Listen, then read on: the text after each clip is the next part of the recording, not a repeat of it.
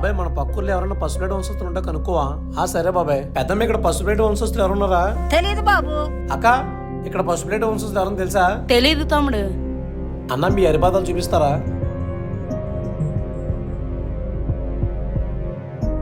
అమ్మా ఇక్కడ పసుపులేటి వంశస్థులు ఎవరైనా తెలుసా? తెలీదమ్మా. తాత ఇక్కడ పసుపులేటి వంశస్థులు ఎవరైనా తెలుసా నీకు? అన్న మీ అరికాలు చూపిస్తారా? అన్న మీ ఇంటి పేరు ఏం పేరు? గరికిన. మరి ఆ కాలుకి మచ్చేంటి? బండి సైలెన్సర్ కాలిపోయిందన్న.